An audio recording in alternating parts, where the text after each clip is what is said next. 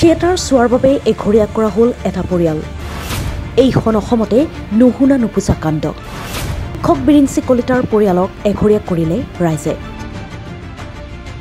একবিংশ শতিকাটোৰ প্ৰচলন পুৰণিকলীয়া সমাজ ব্যৱস্থা। ভ্ৰাম্যমান থিয়েটাৰৰ নাট্যমঞ্চ উদ্বোধন কৰাৰ বাবে সমাজৰ পৰা এঘৰীয়া হ'ল এগৰাকী শিক্ষক।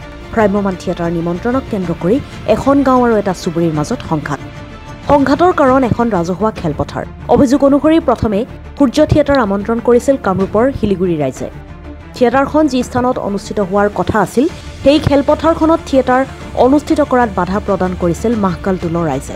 এই বাধা দিয়াৰ বাবেই শিলিগুৰিৰ ৰাইজে সিদ্ধান্ত গ্ৰহণ কৰিছিল যে আগন্তুক দিনত মাহকালটোলে নিমন্ত্ৰণ কৰা বিনাপানী থিয়েটাৰ শিলিগুৰিৰ ৰাইজে চাবলৈ নাযায়। কিন্তু 28 তাৰিখে মাহকালটোলৰ ৰাইজে নিমন্ত্ৰণ কৰা বিনাপানী থিয়েটাৰৰ মঞ্চ মুকলি কৰাৰ বাবে নিমন্ত্ৰণ কৰে শিক্ষক বিৰিঞ্চি কলিতাক। নিমন্ত্ৰণ ৰক্ষা কৰি মঞ্চ মুকলি কৰিবলৈ যোৱাৰ অপৰাধতে শিলিগুৰিৰ ৰাইজে শিক্ষক বিৰিঞ্চি কলিতাৰ লগতে এঘৰীয়া কৰে তিনিটাকৈ পৰিয়ালক। শিক্ষক বিৰিঞ্চি কলিতাক এঘৰীয়া কৰাৰ কথা মাইক যোগে ঘোষণা কৰিলে শিলিগুৰিৰ ৰাইজে। মই মাখালটোল চুবুৰী থিয়েটাৰ চোৱাৰ কাৰণে শিলিগুৰি সমাজে এঘৰীয়া কৰিছে।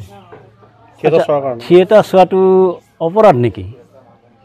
আজিৰ সমাজেও এনেকুৱা এটা চিন্তা কৰিব পৰা শক্তি যে আছে ভাবিব নোৱাৰোঁ। এই আধুনিক সমাজত এনেকুৱা চিন্তাধাৰাৰ ব্যক্তি যে আছে শিলিগুৰি সমাজত ক'ব লাজ লাগে। থিয়েটাৰৰ মঞ্চ উদ্বোধন আৰু থিয়েটাৰ চাবলৈ যোৱাৰ অপৰাধত হিচাপে গণ্য কৰি কঠোৰ শাস্তি দিয়ালে পৰিয়ালকেইটাক। সমাজৰ পৰা এঘৰীয়া হোৱাৰ হতাশাত ভুগিছে বিৰিঞ্চি কলিতাসহ পৰিয়ালকেইটা। আনকি এঘৰীয়া কৰাৰ আলম লৈ ফাৰ্মাচীৰ পৰা ঔষধ ক্ৰয় কৰাটো বাধা প্ৰদান কৰাৰ অভিযোগ উত্থাপন কৰিছে পৰিয়ালকেইটাই। এনেকুৱা যোৱা 18/9/2024 তাৰিখত শিলিগুৰি মাখালটোল চুবুৰীত বিনাপানী থিয়েটাৰ এওঁলোকে নিমন্ত্ৰণ কৰিছিল।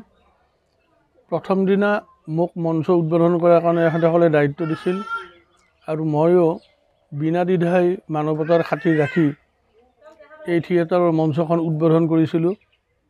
তাৰপিছত থিয়েটাৰ 3 দিন চলিল। 3 দিন চলাৰ পিছত 4 নম্বৰ দিন পাৰ হ'ল। 5 নম্বৰৰ দিনা মই শিলিগুৰি ৰাজগৈৰহৰ অন্তৰ্গত শিলিগুৰি ৰাজগৈৰহে গোপনীয়াকৈ তেওঁলোকে মিটিং কৰি সদস্যবিলাকক জনাই দিলে, চব মানুহকে ক'ব দিলে আমাক হেনো মোৰ লগতে আকৌ 3 ঘৰ আছে সামাজিকভাৱে বৰ্জন কৰা হৈছে। এই ঘটনা সন্দৰ্ভত শুৱালকুছি আৰক্ষী থানাত এজাহাৰ দিয়াৰ পিছতো আৰক্ষীয়ে গুৰুত্ব নিদিয়াৰ অভিযোগ। বিষয়টোত গুৰুত্ব নিদি এক প্ৰকাৰ ভুক্তভোগী পৰিয়ালটোক ওলোটাই ধমকহে দিয়ে বুলি অভিযোগ কৰিছে ভুক্তভোগী পৰিয়ালটোৱে। কথাটো এনেকুৱা ধৰণৰ যে আমাৰ এই গাঁওখনত দুখন সমাজৰ মানুহ আছোঁ আমি। এখন শিলিগুৰি ৰাইজগয়াৰ আৰু আনখন বামুণ্ডি ৰাইজগয়াৰৰ মানুহ।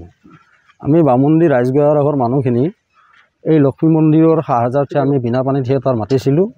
থিয়েটাৰখন মাতাৰ পিছত থিয়েটাৰখন আমি এই আপোনালোকে দেখিছে ইয়াতে আমি অনুষ্ঠিত কৰিব বিচাৰিছিলোঁ। কিন্তু তাৰে থিয়েটাৰখন অনুষ্ঠিত কৰা 4-5 দিন আগত শিলপুৰী ৰাইজগয়াৰহে ইয়াতে হাল বাই দিলে। দিয়াৰ পিছত আমি থিয়েটাৰখন বেলেগত পাতিলোঁ আৰু সেই থিয়েটাৰখন পতাত মঞ্চ উদ্বোধক হিচাপে আমি বিৰিঞ্চি কলিতাক আমন্ত্ৰণ কৰিছিলোঁ। বিৰিঞ্চি কলিতাৰ ঘৰ মন্দিৰৰ চুবুৰীত, আগৰ চুবুৰীটোত, সেইখন চুবুৰীত তেওঁ শিলপুৰী ৰাইজগয়াৰৰ ব্যক্তি হয় এজন। গতিকে তেওঁ আমাৰ মঞ্চখন উদ্বোধনী কৰাৰ কাৰণে তেওঁক ৰাইজে এঘৰীয়া কৰিছে। এই ঘটনাই অঞ্চলজুৰি চাঞ্চল্য সৃষ্টি কৰাৰ লগতে সভ্য সমাজক লজ্জানত কৰি তুলিছে। 21 শতিকাটো একাংশ মানুহৰ মানসিকতা আজিও সলনি কৰিব পৰা নাই। নিউজ ডেস্ক, দ্য কাষ্টডিং প্লাছ।